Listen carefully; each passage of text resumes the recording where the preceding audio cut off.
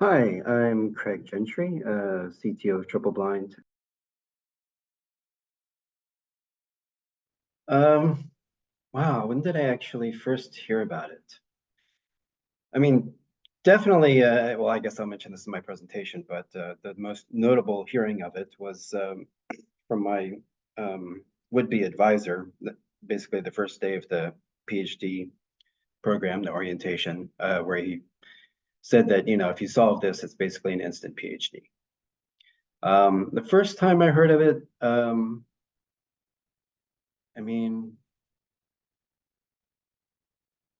it definitely must have been sometime around when I started working on pairing-based crypto because we were trying to get multilinear maps from pairings, and of course never succeeded. But I don't actually remember the very first time.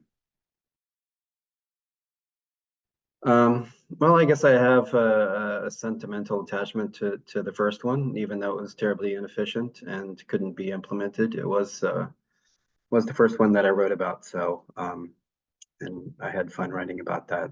Um, Especially I had fun writing this. Well, actually, I had a lot of fun writing this communications of the ACM article about the integer-based scheme.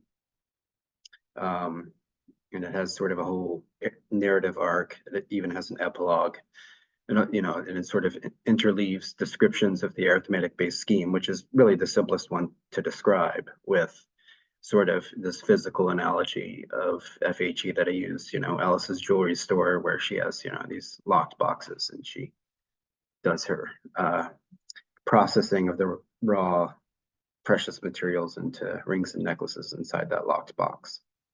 So maybe the integer-based scheme is my favorite.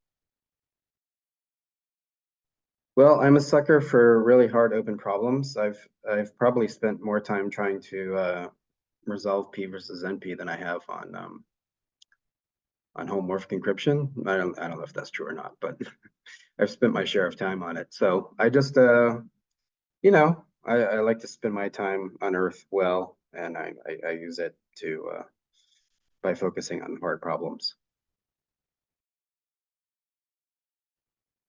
I mean, I went through this scare where basically I had most of the components of the FHE scheme. Basically I had the somewhat homomorphic encryption scheme, and I thought that I also had the evaluation of the decryption circuit for bootstrapping. But turned out, and I told all these people that I had it, and then it turned out that no, I was actually wrong, and there was still some steps left to do to get that bootstrapping to actually work. So that was kind of the scary part.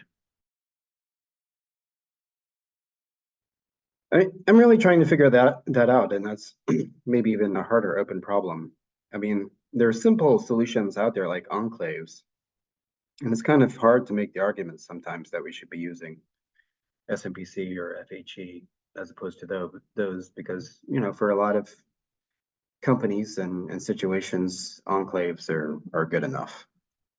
So you have to find sort of the right niche for these technologies. And privacy is just really the hardest sell. I mean, if you would choose any business to be in, it would probably not be this one if you were just focused on success as opposed to, sort of moral reasons.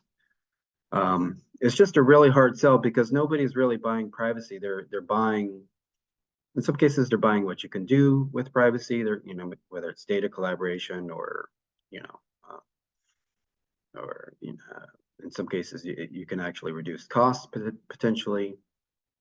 They're very rarely actually buying privacy. So, and when you layer that on top of all the technical complexity that comes with this, and the difficulty of explaining it, it's just a really hard business to be in. So I find it rewarding because I find open problems rewarding. So I'm trying to figure out how to sell this, and I'm not quite sure exactly where it's going to go. Well, obviously that would have to be the bootstrapping. It should be, instead of being quasi-linear, it should be perfectly linear. That way it would actually be practical. I mean, my dream is that it's encrypted computation is just as fast as regular computation. Can't be quite as fast, but close.